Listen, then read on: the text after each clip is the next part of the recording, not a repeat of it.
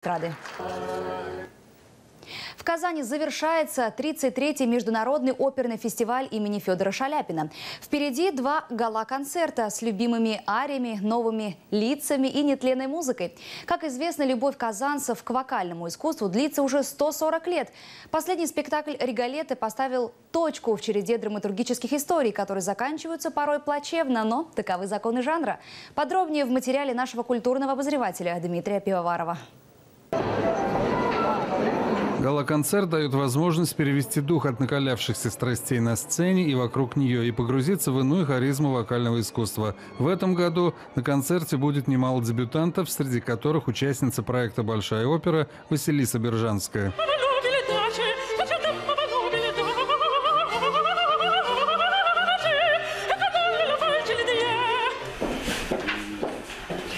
Международная звезда Альбина Шагимуратова выступит лишь один раз, 17 февраля. У певицы, находящейся в блестящей форме, расписан каждый день, однако и год тоже. Практически все расписано до 2019 года.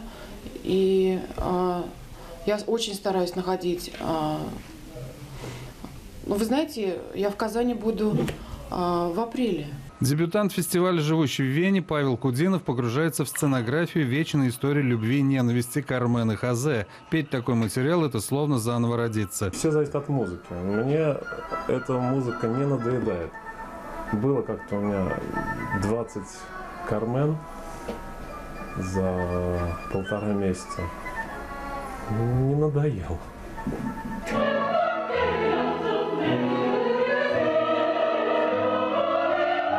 Блондинка Кармен или еще одна жительница Вены Елена Максимова все же за оригинал новеллы Проспера Мериме. Самый любимый считает киноверсию отечественную, где играет Игорь Петренко. Мне нравится первоисточник. И, конечно, фильм «Кармен» наш русский, он очень близок к первоисточнику, что это для меня это основа.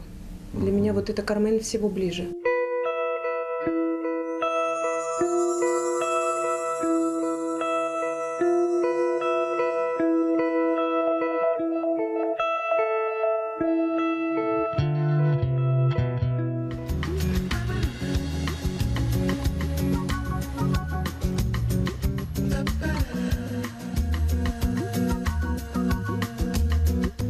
Километры дорог, которые преодолевают служители высокого искусства, кажутся бесконечными. Они выматывают, но порой дают возможность держаться в тонусе. Как считает исполнитель партии Бориса Годунова Михаил Казаков, это будет посильнее любой диеты. Прежде всего нужно уважать себя и стараться, так сказать, сохранить свое здоровье, постараться растянуть его как можно дольше. Ну и, безусловно, в работе, в бесконечных переездах, самолетах, поездах и так далее, и так далее. Поэтому тут уже накладывать, наверное, это...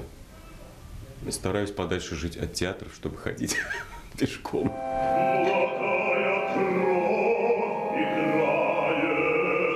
А вот наш земляк, ныне солист Большого театра России Алексей Тихомиров, как раз сетует на то, что работа порой отдаляет от родного дома и семьи. Но это вспоминает одноименное название оперы «Сила судьбы». Опера – это как машина времени.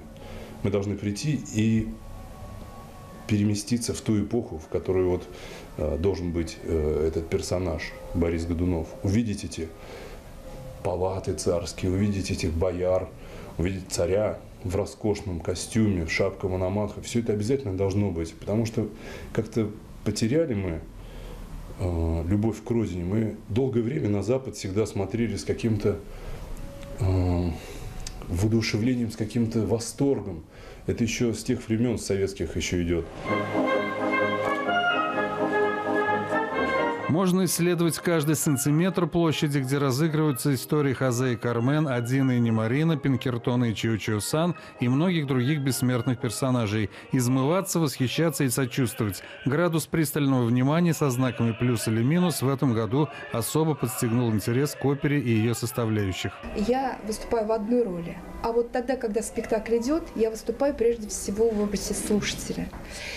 И я хочу получить удовольствие прежде всего от как раз-таки вот красок в голосе, от смены звука. Это зависит от стиля, в котором написана опера. Это зависит от того, какой стране принадлежит тот или иной композитор.